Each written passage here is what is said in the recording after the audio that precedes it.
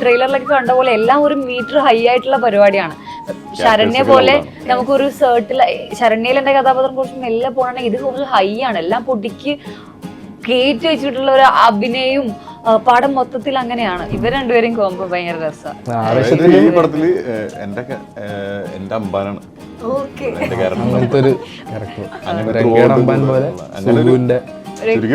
Cute ആയിട്ടുള്ള ഒരു ക്യാരക്ടറാണ്. കേക്കട്ടെ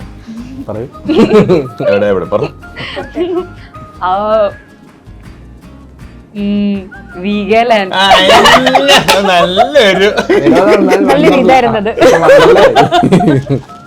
ഈ കാലത്തിൽ ഇപ്പോഴും പോകാൻ പാടില്ലേ? അംഗൻവാടി ഇപ്പൊ പോയിരിക്കാൻ പറ്റുമോ?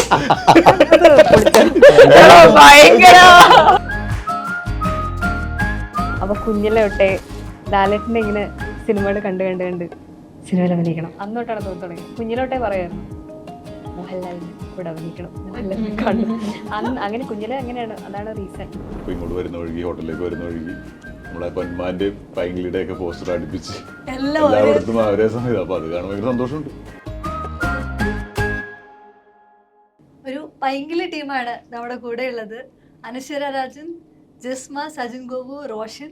വെൽക്കം. ലേറ്റായി നമ്മൾ ഒരുപാട് പ്രൊമോഷൻസിന്റെ ഇടയിലാണ് സംസാരിക്കുന്നത്. പൈങ്കിളി എത്താറായി, പക്ഷെ അതിന്റെ ഒരു എക്സൈറ്റ്മെന്റ് ഉണ്ട്. അതിന്റെ പാട്ടും ട്രെയിലറും ഒക്കെ തരുന്ന ഒരു എനർജി പമ്പും കൂടെ ഉണ്ടെന്ന് തോന്നുന്നു. I can say that ഇത്രയും ലേറ്റ് ആയിട്ട് സമയത്തും we are all energetic to be in this promotion. So thank you so much ഈ സമയത്തിന് വേണ്ടിയിട്ട്. നമ്മൾ സ്റ്റാർട്ട് ചെയ്യുമ്പോൾ ഞാൻ മരിയാനോയിൽ നിന്ന് സ്റ്റാർട്ട് ചെയ്യാന്ന് വിചാരിക്കും. നമ്മൾ കഴിഞ്ഞ ഇന്റർവ്യൂവിൽ സംസാരിച്ചപ്പോൾ കഴിഞ്ഞ ആഴ്ച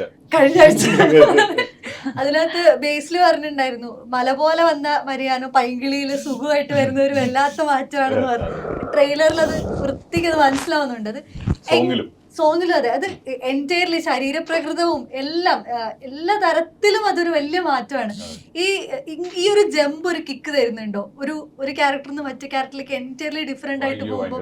പിന്നെ ഒരു ഉറപ്പായിട്ടും കിക്ക് വരുന്നുണ്ട്. അതുകൊണ്ടാണ് നമുക്ക് ഈ പറഞ്ഞ പോലെ അടുത്തതും ഈ പറഞ്ഞ പോലെ എന്തെങ്കിലും ഫിസിക്കലി ആണെങ്കിലും പെർഫോമൻസിലും നമ്മുടെ ഈ പറഞ്ഞ അപ്പിയറൻസിലൊക്കെ ഒന്ന് ചേഞ്ച് ചെയ്ത് പിടിക്കുമ്പോഴും നമുക്കൊരു സേഫ് ആയിരിക്കും. ഈ പറഞ്ഞ പോലെ അല്ലെങ്കിൽ നമ്മളൊരേ ഇതിൽ നമുക്കൊരു പരിധി ഉണ്ടാവും. അതുപോലെ തന്നെ ആൾക്കാർക്ക് അതൊരു വെറുപ്പിക്കൽ പരിപാടി പോലെയൊക്കെ. അപ്പോൾ അത് നോക്കി ഇതുപോലെ നമുക്ക് ക്യാരക്ടർ ആവശ്യപ്പെടുന്ന അനുസരിച്ചിട്ട് അങ്ങനെ ചെയ്യാനാണ് താല്പര്യം. അതിലൊരു കിക്ക് ഉണ്ട്. എന്തായാലും അതിപ്പോ ഈ ചോദ്യത്തിൽ തന്നെ ഒരു കിക്കാ. ഇതൊക്കെയാണ് നമ്മുടെ ഒരു കിക്ക്. മനസ്സിലായി? പൈങ്കിളിയിലൊരു കിക്ക് എന്താണ് പൈങ്കിളി വന്നിട്ടുള്ളത്? പൈങ്കിളി നമുക്ക് ഞാൻ ആദ്യത്തെ സിനിമയാണ് എൻ്റെ നായകനായിട്ടുള്ള. അപ്പം ഞാൻ ഇതിനു മുന്നേ ക്യാരക്ടർ റോളുകൾ ചെയ്തു വന്നിട്ട് ഇതിൽ ലീഡ് ക്യാരക്ടർ ചെയ്യണം. അപ്പം അതിൻ്റെ ഒരു ഉത്തരവാദിത്വം, ചെറിയ ടെൻഷൻ അതൊക്കെ ഉണ്ട്. എന്തായാലും 3 ദിവസം കൂടെ ഉള്ളൂല്ലോ. അപ്പം എന്തായാലും ഇപ്പോൾ ഇവിടുന്ന് ഇപ്പോൾ ഇങ്ങോട്ട് വരുന്ന വഴിക്ക്, ഹോട്ടലിലേക്ക് വരുന്ന വഴിക്ക് നമ്മളെ പൊന്മാന്റെ പൈങ്കിളിയുടെ ഒക്കെ പോസ്റ്റർ അടുപ്പിച്ച് എല്ലായിടത്തും അവരെ സമയത്ത്. അപ്പൊ അത് കാണുമ്പോൾ ഭയങ്കര സന്തോഷമുണ്ട്. സമയമാണ്, അങ്ങനെ പറയാൻ പറ്റില്ല. ഇങ്ങനെയൊക്കെ ഇങ്ങനെ പച്ചരിയൊക്കെ മേടിച്ചു പോട്ടെ, കുഴപ്പമില്ല. പൈങ്കിളിയിലേക്ക് വരുമ്പം ആവേശത്തിന്റെ അതേ ടീമാണ് കൂടെ വരുന്നത്. അപ്പം ആവേശം തന്നെ തരുന്ന ഒരു ഹൈ ഉണ്ട്. നമ്മൾ മുന്നേ സംസാരിച്ചപ്പോ ഫേവറേറ്റ് മൂവി ആയിരുന്നു എന്ന് പറഞ്ഞിരുന്നു. അപ്പൊ ഇതേ ടീമിന്റെ കൂടെ നിങ്ങൾ ഒന്നിച്ചു വരുമ്പോഴുള്ള ആ ഒരു ഹൈ ഇത് പറഞ്ഞ പോലെ ഇവരാണ്. നമ്മളീ പറഞ്ഞ പോലെ ജിത്തു ആദ്യമായിട്ട് മറ്റേ ആവേശത്തിന് ശേഷം എഴുതുന്നു. ശ്രീതേട്ടൻ ആദ്യമായിട്ട് ഡയറക്റ്റ് ചെയ്യണം. ശ്രീതേട്ടൻ ആക്ടറാണ്, അസോസിയേറ്റ് ഡയറക്ടറാണ്. പുള്ളി ആദ്യമായിട്ട് ചെയ്യുന്ന പടം. അപ്പോൾ അതുകൂടെ റോഷൻ ഉണ്ട്. പിന്നെ ബാക്കി പിന്നെ ഈ പറഞ്ഞ പോലെ പിന്നെ ജോയിൻ ചെയ്ത ടീമാണ് ഈ പറഞ്ഞ പോലെ അനശ്വര ആണെങ്കിലും ജിസ്മ, ചന്ദുവിനെ നേരത്തെ അറിയായിരുന്നു. അപ്പൊ അങ്ങനെ ഇപ്പൊ ജസ്റ്റിനാണെങ്കിലും മ്യൂസിക്കിൽ രണ്ടാമത്തെ ഈ പറഞ്ഞ പോലെ എല്ലാം ആവേശം ടീം പോലെ തന്നെ അടിപൊളിയായിരുന്നു. ആലുവിലായിരുന്നു ഷൂട്ട്. ഇവര് പറഞ്ഞ 2 ദിവസം കഴിയുമ്പോഴേക്കും ഇവരും നമ്മുടെ ടീമിന്റെ ഭാഗമായിട്ട് ജോയിൻ ആവുന്നു. പിന്നെ കൂട്ടപ്പൊളി. ഈ വർഷം തുടങ്ങിയപ്പോ മുതല് ഏറ്റവും ഹിറ്റ് ചിത്രം എന്ന് ആഘോഷിക്കപ്പെടുന്നത് രേഖാചിത്രം കൂടെയാണ്. അപ്പം അതിലേക്ക് വന്ന സമയത്ത് അനശ്വര തരുന്ന ഒരു പ്രോമിസിങ് കൂടിയാവുന്നുണ്ട്. അനശ്വര എന്ന് പറയുന്ന നായികയ്ക്ക് പ്രേക്ഷകർക്ക് കൊടുക്കാൻ പറ്റുന്ന വലിയൊരു സമ്മാനമാവുന്നുണ്ട് ഓരോ കഥാപാത്രം.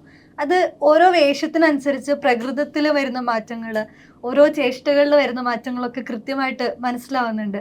ഇത്രയും പെർഫോമൻസ് ഓറിയന്റഡ് ആയിട്ട് കൂടുതൽ ശ്രദ്ധ കേന്ദ്രീകരിച്ച കഥാപാത്രങ്ങൾക്ക് ആ എഫേർട്ട് കൊടുക്കുകയാണോ? എല്ലാത്തിലും ഒരു എഫേർട്ടാണ് കൊടുക്കുന്നത്. മീൻസ് എല്ലാത്തിലും എന്നാൽ പറ്റുന്ന എഫേർട്ട് കൊടുത്ത് ഞാൻ അതിനെ എൻ്റെ രീതിയിൽ ഞാൻ അതിനെ ബെസ്റ്റ് ആക്കാൻ നോക്കും. ഇപ്പം ഈ മേ ബി എൻ്റെ കൂടുതൽ എക്സ്ട്രാ ഒരു ഇത് വേണ്ടത് കുറച്ചും കൂടി ഒന്ന് കൊടുക്കേണ്ടത് സാറ പോലുള്ള കഥാപാത്രങ്ങൾക്കാണ്. അല്ലെങ്കിൽ ഇപ്പൊ പൈങ്കിളിക്കാണെങ്കിലും ഇപ്പം നേരിലാണെങ്കിലും അല്ലെങ്കിൽ രേഖാചിത്രത്തിലാണെങ്കിലൊക്കെ എന്നാൽ പറ്റുന്ന രീതിയിൽ ഞാൻ അതിനകത്ത് മാക്സിമം എഫേർട്ട് എടുത്ത് ചെയ്യാൻ ശ്രമിക്കാറുണ്ട്. അനശ്വരയുടെ സംസാരത്തിൽ തന്നെ ഇപ്പം പ്രസ് മീറ്റുകളിലാണെങ്കിലും ഇന്റർവ്യൂകളിലാണെങ്കിലും സംസാരിക്കുമ്പോഴും ഈ ഒരു പ്രോസസ്സിലോട് അത്രയും അഡാപ്റ്റ് ആവുന്ന അല്ല അതിനകത്ത് ഭയങ്കരമായിട്ട് എൻജോയ് ചെയ്യുന്ന പോലെ ഫീൽ ചെയ്യുന്നുണ്ട്. ശരിക്കും സിനിമ അത്രയും ഭ്രമിപ്പിക്കുന്നുണ്ടോ? തീർച്ചയായിട്ടും. ഞാൻ സിനിമയിൽ വന്നത് എനിക്കൊരു ഇതാണ് എനിക്ക് വേണ്ടത് അല്ലെങ്കിൽ സിനിമയാണ് എനിക്ക് ഇഷ്ടമെന്ന് അറിയുന്നതിന് മുന്നേ ഞാൻ സിനിമയിലെത്തിയ ഒരാളാണ്. അല്ലെങ്കിൽ ഇപ്പോൾ എൻ്റെ ഒരു എന്താ പറയുക 8ാം ക്ലാസ് പഠിക്കുമ്പോൾ സിനിമയിലേക്ക് വന്നതാണ്. അപ്പം എനിക്ക് ആ സമയത്ത് ഇന്നതാവണമെന്നോ അല്ലെങ്കിൽ ഇതാണ് എൻ്റെ പാഷനോ എന്നൊന്നും അറിയാത്ത എത്തിയതാണ്.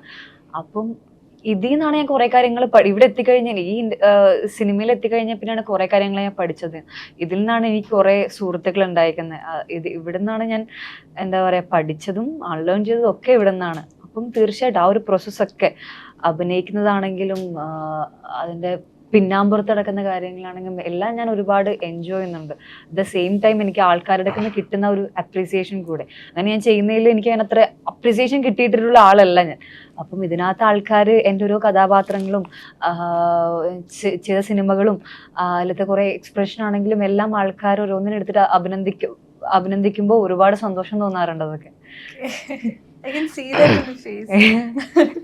ഈ പൈങ്കിളിയിലെ കഥാപാത്രം ഇതേപോലെ സൂപ്പർ ശരണ്യക്കൊക്കെ കിട്ടിയ പോലത്തെ ഒരു ഫീൽ എനിക്ക് തോന്നിയിട്ടുണ്ട്. സൂപ്പർ ശരണ്യയിൽ അത്രയും നമ്മൾ റോ ആയിട്ട് ഒരു hostel room, ladies hostel room എങ്ങനെയായിരിക്കും എന്നുള്ളത് നമ്മൾ റോ ആയിട്ട് കാണുകയാണ്. അവിടെ മുതലൊരു മാറ്റം ഉണ്ടാകുന്നത് അത്രയും റോ ആയിട്ടുള്ള കഥാപാത്രമായിട്ട് പൈങ്കിളിയിലേത്.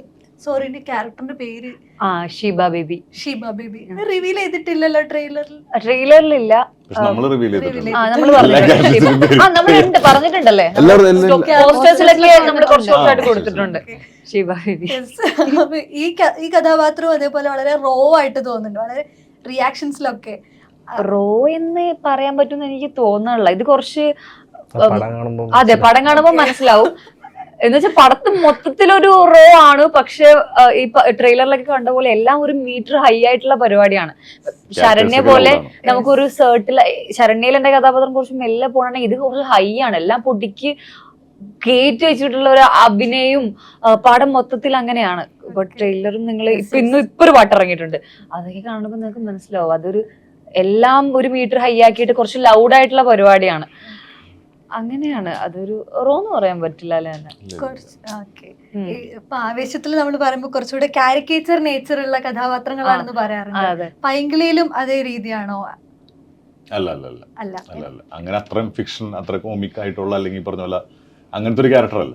അല്ല കുറച്ചും കൂടി റിയലിസ്റ്റിക് ആയിട്ടുള്ള, അതായത് പെർഫോമൻസ് കുറച്ച് ലൗഡാണെങ്കിലും പോലും അങ്ങനെ ക്യാരക്ടേഴ്സ് ഒക്കെ കുറച്ചൊരു അത് സെറ്റ് ചെയ്തേക്കുന്ന സ്ഥലം, സെറ്റ് ചെയ്തേക്കുന്ന രീതി, നോർമലി ഒരു വീട്ടിലുണ്ടാകുന്ന ഒരു മകൻ, ഒരു അച്ഛൻ, ഒരു അമ്മ, പെങ്ങൾ, അങ്ങനെയൊക്കെ പോകുന്ന ഒരു നോർമൽ ലൈഫിലെ കുറച്ച് ലൗഡായിട്ട് അത് കാണിക്കുന്നു. അങ്ങനെയുള്ളൂ. ജിസ്മയുടെ ഒരു ബാക്ക്ഗ്രൗണ്ട് നോക്കുകയാണെങ്കിൽ തന്നെ you have come from different ഫീൽഡിൽ നിന്ന് ഇതിൽ പ്രൊഡക്ഷനിലേക്ക്, കണ്ടന്റ് ക്രിയേഷനിലേക്ക് വരുന്നു. ഈ കണ്ടന്റ് ക്രിയേഷൻ എന്ന് പറയുമ്പോൾ തന്നെ ഇറ്റ്സ് നോട്ട് ലൈക്ക് വളരെ നോർമലി ആളുകൾ അതുവരെ കണ്ട് ശീലിച്ച അതേ റുട്ടീനിലല്ല വന്നത്. അതിനെ ബ്രേക്ക് ചെയ്തുകൊണ്ട് നിങ്ങളൊരു പ്രൊഡക്ഷൻ ഹൗസ് സ്റ്റാർട്ട് ചെയ്യുന്നു. അതിൻ്റെ പ്രോസസ്സിലെല്ലാം നിങ്ങൾ രണ്ടുപേരും ഇൻവോൾവ് ആവുന്നു ഒരുപോലെ. അപ്പം എനിക്ക് തോന്നുന്നു സിനിമയുടെ ഒരു എൻറ്റയർ പ്രോസസ്സിൻ്റെ ഒരു മിനിയേച്ചറായിട്ട് തന്നെ, അല്ലെങ്കിൽ അത്രയും എഫേർട്ടും ഫിസിക്കലി ഫിനാൻഷ്യലി ഒക്കെ അത്രയും എഫേർട്ട് ഇട്ടിട്ടാണ് ആ പ്രോസസ്സിലേക്ക് വരുന്നത്. അവിടുന്ന് സിനിമയിലേക്ക് വരുമ്പം അത് കുറച്ചുകൂടി ഈസി ആക്കുന്നുണ്ടോ പ്രോസസ്സ്? ബേസിക്കലി അതൊരു ലേണിംഗ് കർവ് ആയിട്ടാണ് കാണുന്നത്. അത്രയും നാള് നമ്മൾ ഇപ്പോൾ 10-12 വർഷം പല മേഖലയിൽ വർക്ക് ചെയ്ത്, വിമലാണെങ്കിലും ഡിഫറെൻറ്റ് ഡിപ്പാർട്ട്മെൻറ്റ്സിൽ വർക്ക് ചെയ്തിട്ട് വന്നതാണ്. ഞാനും അതെ, അസിസ്റ്റിങ്, ആർട്ട്, കോസ്റ്റ്യൂം എല്ലാത്തിലും അസിസ്റ്റ് ചെയ്തിട്ടുണ്ട്. എന്നിട്ടാണ് ഞങ്ങൾ ജോയിൻ ചെയ്യുന്നത്. അപ്പോൾ ഞങ്ങൾക്ക് രണ്ടുപേർക്കും അങ്ങോട്ടും ഇങ്ങോട്ടും ഞങ്ങൾ വർക്ക് ചെയ്ത് പരിചയമില്ലാത്ത പല ഏരിയാസും പരിചയം ഉണ്ടായിരുന്നു. പിന്നെ ഇതിൽ കൂടെ ടെക്നീഷ്യൻസ് ആയിട്ട് സിനിമയിൽ വർക്ക് ചെയ്യുന്ന ആൾക്കാരൊക്കെ വർക്ക് ചെയ്യാൻ വന്നപ്പം നമ്മളവരുടെ കൂടെ ഇരിക്കുകയാണല്ലോ. കാരണം നമ്മുടെ തന്നെ പ്രൊഡക്ഷൻ അല്ലേ. അങ്ങനെ എല്ലാം പഠിക്കാൻ പറ്റി. അതുകൊണ്ട് തന്നെ സിനിമയിലേക്ക് വരുമ്പോൾ കുറേ കാര്യങ്ങളൊക്കെ നമുക്ക് നേരത്തെ തന്നെ അറിയാം. അതൊരു പുതിയ കാര്യമായിട്ടൊന്നും അങ്ങനെ ഫീൽ ചെയ്തില്ല. പിന്നെ വലിയ സെറ്റിലേക്ക് ചെന്നാൽ എങ്ങനെ ആയിരിക്കും എനിക്കറിയില്ല. ഇത് ശരിക്കും നമ്മുടെ അവിടുത്തെ പോലെ തന്നെ അത്രയും അടിപൊളിയായിട്ടുള്ളൊരു ചില്ലായിട്ടുള്ളൊരു സെറ്റായിരുന്നു. പൈങ്കിളിയിലൊരു നല്ല എക്സ്പീരിയൻസ് എന്തോ അല്ലല്ല ഇവിടെ പൈങ്കിളിന്റെ എന്റെ പ്രോസസ് ഇല്ലേ, അതിനകത്ത് ഏറ്റവും കൂടുതൽ എക്സൈറ്റ് ചെയ്യിപ്പിച്ചല്ലേ എനിക്ക്, ലൈക്ക് അതിനോട് ഈ ഗ്രൂപ്പിനോടൊന്ന് സിങ്ക് ആക്കിയ ഒരു പ്രോസസ്സ് ഉണ്ടാവില്ലേ? അത് നമുക്ക് ആദ്യം ഒരു മാസം മുമ്പേയൊക്കെ തന്നെ റീഡിങ് ഉണ്ടായിരുന്നു. അപ്പൊ ഇങ്ങനെ ചെല്ലും, തമ്മിലൊന്നും പരിചയമൊന്നും ഇല്ലല്ലോ. ഹായ് ജിസ്മ, സജിൻ, റോഷൻ, എല്ലാരും മിണ്ടി ജസ്റ്റ്. പിന്നെ ഇവരൊക്കെ സംസാരിക്കുമ്പോൾ ഞാൻ ഇങ്ങനെ സൈഡിൽ മാറിയിരിക്കും. അപ്പൊ ഇങ്ങനെ ശ്രീത്തേട്ടനും ചിത്തിച്ചേട്ടനൊക്കെ വന്നിട്ട് പറഞ്ഞു, ഇതൊക്കെ ഇങ്ങനെയാണ് കേട്ടോ, നമ്മളിങ്ങനെ കുറച്ചു നേരം മിണ്ടാതൊക്കെ ഇരിക്കും, അത് കഴിഞ്ഞിട്ട് കുറച്ച് കഴിയുമ്പോൾ എല്ലാവരും സംസാരിക്കുമ്പോൾ കമ്പനി ആയിക്കോളും, കുഴപ്പമില്ല. പിന്നെ പതിയെ സംസാരിച്ചൊന്നുമില്ലായിരുന്നു. ഞാനോ സമയത്ത് പോയിന്റ്സ് ഒക്കെ നോട്ട് ചെയ്ത് അങ്ങനെ ആയിരുന്നു. അപ്പൊ നമ്മള് വെറുതെ കിട്ടിയ പേപ്പറൊക്കെ ഇങ്ങനെ വെച്ചിരിക്കും,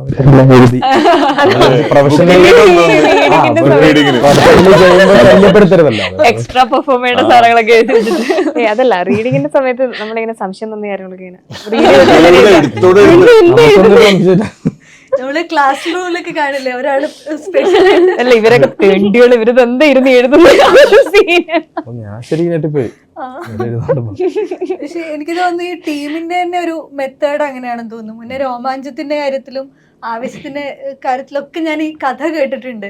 ജിത്തു മാധവൻ നിങ്ങൾ എല്ലാവരും ഒരു റൂമിലേക്ക് കൊണ്ടുവരുന്നു, അവിടെ നിന്ന് ഐസ് ബ്രേക്കിംഗ് നടക്കുന്നു. ആവേശത്തിലും അങ്ങനെ ഒരു സെഷൻ പറഞ്ഞായിട്ട് പറഞ്ഞു. അതേ പ്രോസസ് ആയിരുന്നു പൈങ്കിളിയിലേക്കും നിങ്ങളെ ആ ഒരു ഐസ് ബ്രേക്കിങ്ങിനൊക്കെ ഹെൽപ്പ് ചെയ്തു? അങ്ങനെ ആയിരുന്നില്ല. അതിൽ ഈ പറഞ്ഞ പോലെ രോമാഞ്ചത്തിലും കുറച്ച് പുതിയ ആളുകൾ ഉണ്ടായിരുന്നു. ഈ പറഞ്ഞ പോലെ ഇതിലും അങ്ങനെ ആവേശത്തിലും അങ്ങനെ ഉണ്ടായിരുന്നു. ഇപ്പോൾ ഈ റോഷനാണെങ്കിലും അവർ 3 പേരും പുതുമുഖങ്ങളായിരുന്നല്ലോ. അപ്പം അങ്ങനെ വന്നപ്പോഴാണ് നമ്മൾ ബാംഗ്ലൂരാണെങ്കിലും ഈ പറഞ്ഞ പോലെ രോമാഞ്ചം ഷൂട്ട് ചെയ്യുന്ന ചെന്നൈയിലാണെങ്കിലും അവിടേക്ക് ഈ പറഞ്ഞ പോലെ ഒരുമിച്ചിട്ടുണ്ട്. ഇത് അങ്ങനെ അല്ലായിരുന്നു ഓൾറെഡി.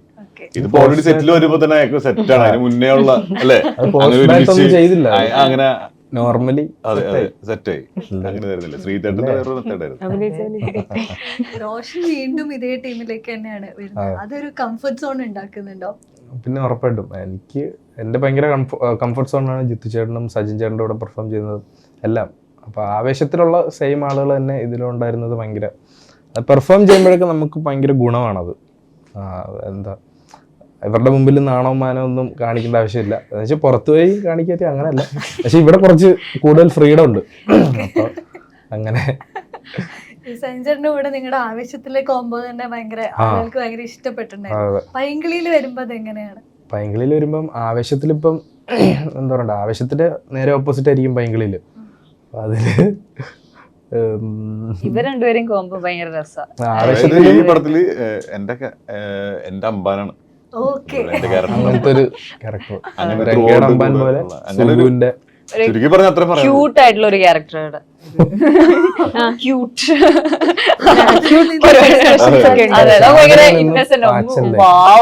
സാധനങ്ങളൊക്കെ ഇങ്ങനെ ഷോട്ട് വെക്കുമ്പം മോളിന്നൊക്കെ വെക്കും, എന്നിട്ട് ഇങ്ങനെയൊക്കെ നോക്കി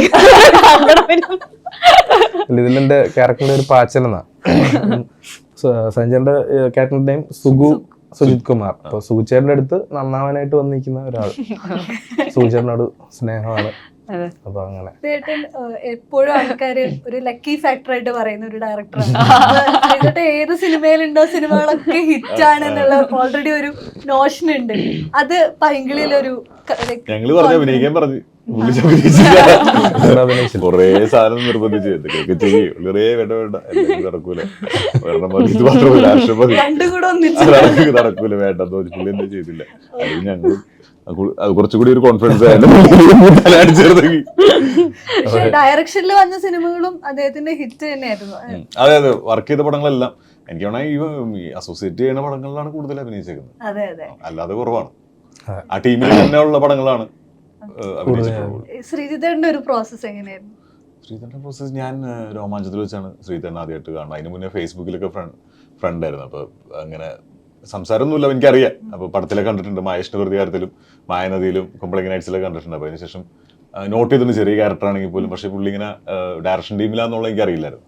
അപ്പോൾ ഞാൻ രോമാഞ്ചത്തിന്റെ സെറ്റ് വെച്ചിട്ടാണ് കാണുന്നത്. അങ്ങനെ പരിചയം, അവിടെ തൊട്ട് ഭയങ്കര കമ്പനിയായിരുന്നു.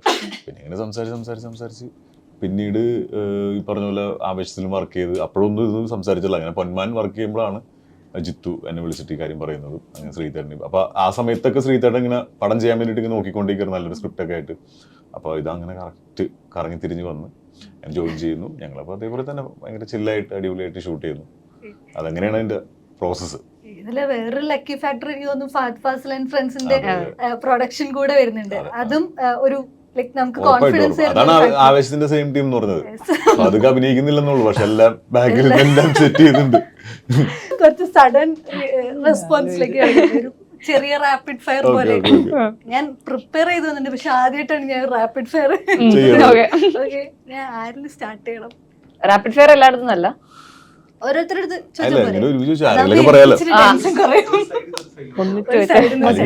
ആരെങ്കിലൊക്കെ പറഞ്ഞ പോലെ മതിയോ? മതിയില്ലേ? അങ്ങനെയാണോ? പറഞ്ഞോളൂല്ലോ, ടെൻഷൻ അടിക്കണ്ട. ഓക്കെ, ഞാൻ ഇതിൽ എഴുതി വെച്ചൊരു ഓർഡറിൽ പോവാതെ. ഓക്കെ, ഏതെങ്കിലും ഒരു ക്ലാസിക് സിനിമ, മലയാളത്തിൽ ഉണ്ടായിട്ടുള്ള ഏതെങ്കിലും ഒരു ക്ലാസിക് സിനിമ, അത് റീമേക്ക് ചെയ്ത് നായകൻ അല്ലെങ്കിൽ നായിക നിങ്ങളുടെ ഫേവറേറ്റ് ഒരു ക്യാരക്ടറായിട്ട് അഭിനയിക്കണം എന്നുള്ള ആഗ്രഹം ഉണ്ടായിട്ടോ? ഏതായിരിക്കും? ക്ലാസിക് സിനിമയൊക്കെ തൊടാണ്ടിരിക്കുന്നത്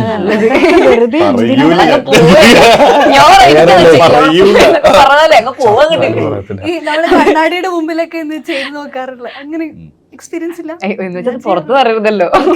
അതെ, ഞാൻ എന്തായാലും ഉള്ളിന്റെ ഉള്ളിൽ കിടക്കേണ്ട കാര്യങ്ങളൊക്കെ പുറത്ത് പറയരുത്. ചെയ്തു നോക്കുന്നു, വർക്കൗട്ട് ആവുന്നില്ല, നമ്മൾ അംഗീകരിക്കും അവർക്കിടയിൽ ആക്ടറാണെന്ന്. Okay, next. എപ്പോഴെങ്കിലും ചെയ്യരുതായിരുന്നു എന്ന് തോന്നിയിട്ടുള്ള എന്തെങ്കിലും ക്രിഞ്ച് അനുഭവം ഉണ്ടോ? അനുഭവങ്ങൾ ഓ ഇഷ്ടം പോലെ ഉണ്ടാവില്ലേ? ഞാനങ്ങനെ കഴിഞ്ഞ കാര്യത്തെ പറ്റി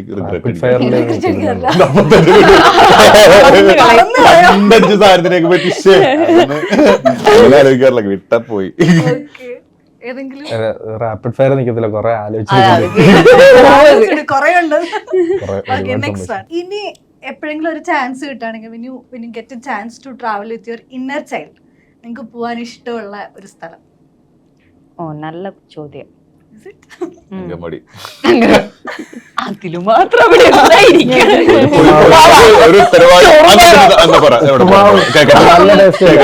അവിടെ പോയി ഒന്നും അറിയണ്ട, എല്ലാം ഓക്കെ. കുറച്ചുകൂടെ സേഫ് ആണ്. കേക്കട്ടെ, പറയൂ. എവിടെ എവിടെ പറ. വീഗാലാൻഡ് നല്ലൊരു നല്ലൊരു ഇതായിരുന്നത്. ഈ കാലത്തിൽ ഇപ്പോഴും പോകാൻ പാടില്ലേ? അങ്കമാടി ഇപ്പൊ പോയിരിക്കാൻ പറ്റുമോ? ഭയങ്കര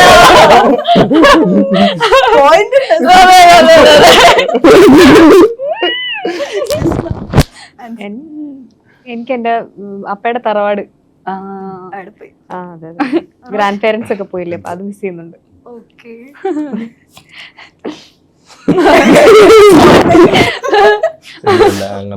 അങ്ങനെയൊന്നുമില്ല.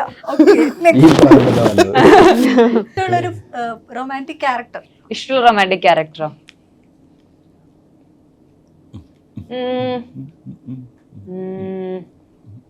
നിങ്ങൾ കുറച്ചുകൂടെ പൈങ്കിളിയാവേണ്ടിയിരിക്കും. അതിങ്ങനെ പെട്ടെന്ന് ആലോചിക്കുമ്പോഴേക്കൊന്നും കിട്ടില്ല. നല്ലൊരു അങ്ങനെ നല്ലൊരു പേര് കൊറേ ഉണ്ട്.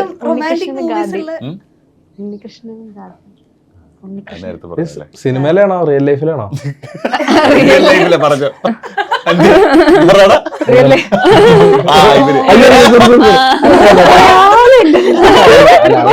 സിനിമയിലാണെങ്കിൽ അങ്ങനെ പറയാം. സിനിമയിലെ ക്യാരക്ടറാണോ ഉദ്ദേശിച്ചത്? അല്ലെ ജിസ്മയുടെ റിയൽ ലൈഫ്? റിയൽ ലൈഫ് അല്ല ഉദ്ദേശിച്ചത്. അല്ല, റിയൽ ലൈഫ് അല്ല, അല്ലാതെ സീരീസ് സീരീസിലെ. നിങ്ങൾക്ക് കിട്ടിയിട്ടുള്ള ഒരു വിയേർഡസ്റ്റ് ഫാൻ റിയാക്ഷൻ?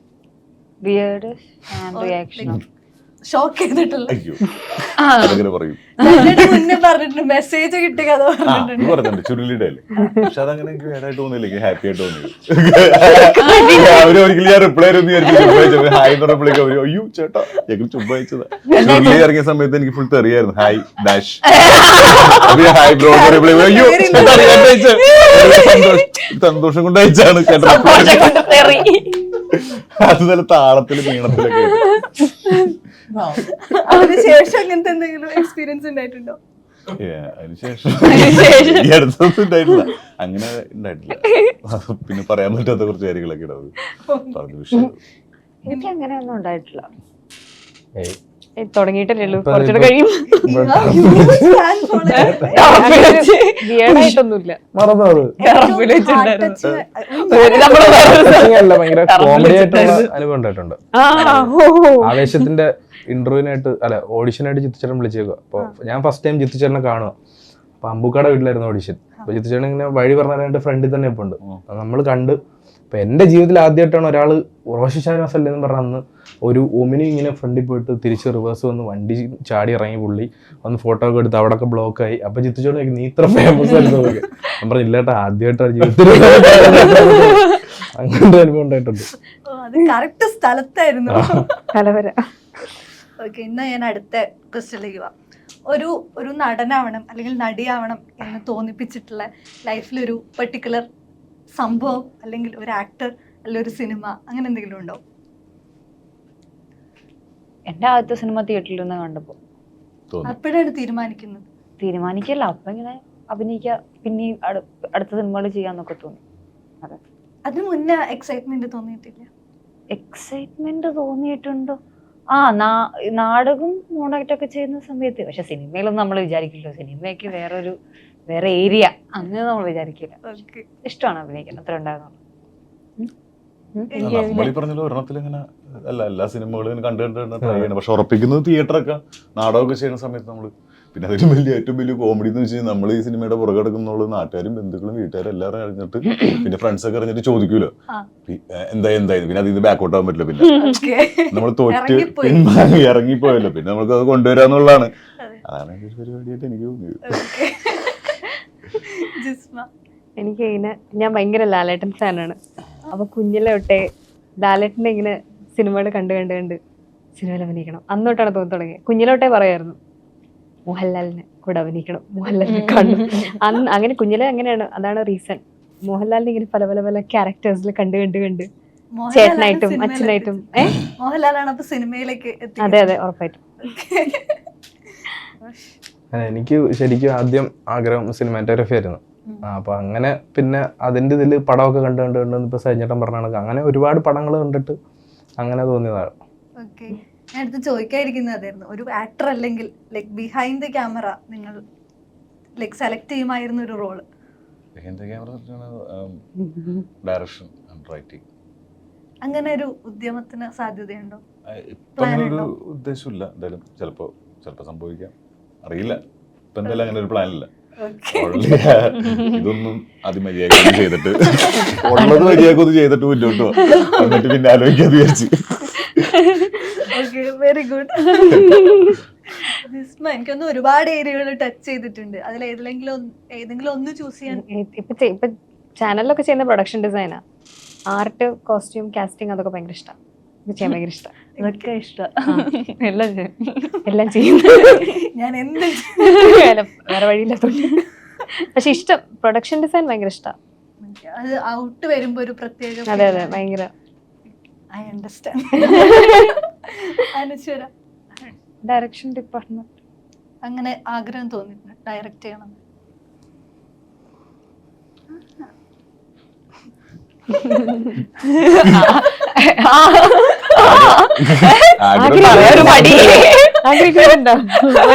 അല്ല, അതിനുള്ള കഴിവൊക്കെ ഉണ്ടോ എന്നൊരു ഇത് നമുക്ക് തന്നെ തോന്നുമല്ലോ. പക്ഷെ അങ്ങനെ ആഗ്രഹമുണ്ട്. അങ്ങനെ ഒരു ആഗ്രഹമുണ്ട്. Okay, cinematography. ഞാനത് ചോദിച്ചതിൽ എവിടേക്കോ പോയി.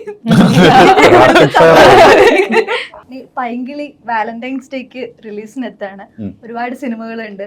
അപ്പം അതിന്റെ ഒക്കെ കൂടെ ഒരു എനിക്ക് തോന്നുന്നു ഫെബ്രുവരി എന്ന് പറയുന്നത് ഇപ്പൊ ഒരു ലക്കി മന്ത് കൂടിയാണ് സിനിമയെ സംബന്ധിച്ചിടത്തോളം.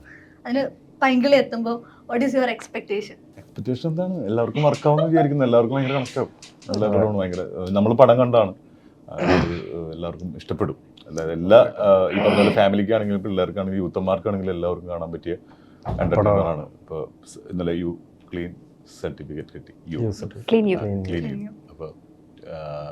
അപ്പൊ അതുകൊണ്ട് ധൈര്യമായിട്ട് പോയിട്ട് ടിക്കറ്റ് എടുത്ത് ഭയങ്കര എന്റർടൈനർ ആയിരിക്കും, നല്ല എന്റർടൈനർ ആയിരിക്കും. പിന്നെ പടത്തിൽ കുറെ ഇവന്റ്സിൽ അവിടെ ഇവിടെ ഒക്കെ ആയിട്ട് ഇങ്ങനെ ചെറിയ സ്പൂഫ് പരിപാടികളൊക്കെ പറഞ്ഞു പോകുന്നുണ്ട്.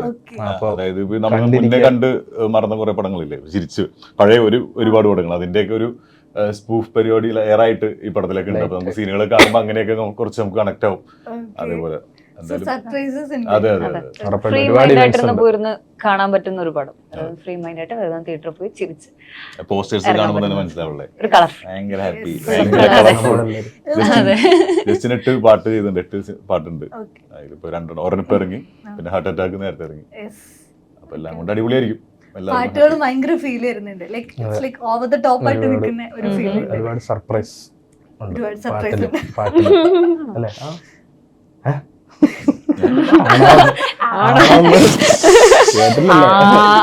ഞാൻ മുന്നേ സംസാരിച്ചപ്പോഴും സഞ്ജേട്ടൻ ഭയങ്കര എക്സൈറ്റഡ് ആണ്. നമ്മള് പൊന്മാനെ കുറിച്ച് സംസാരിക്കുമ്പോഴും സഞ്ജേട്ടൻ പറയുന്നത് പൈങ്കിളിയുടെ കഥകൾ പറയുന്നത്. അപ്പൊ മുതലേ എനിക്കും ഇതിനകത്ത് എക്സൈറ്റ്മെന്റ് തോന്നിയിട്ടുണ്ട്. സോ ആ എക്സൈറ്റ്മെന്റ് പ്രേക്ഷകരിലേക്ക് നല്ല രീതിയിൽ റിഫ്ലക്ട് ആവട്ടെ. നല്ലൊരു വാലന്റൈൻസ് ഡേക്ക് പൈങ്കിളി നമ്മുടെ കൂടെ ഉണ്ടാവട്ടെ. Thank you. Thank you so much. Thank you.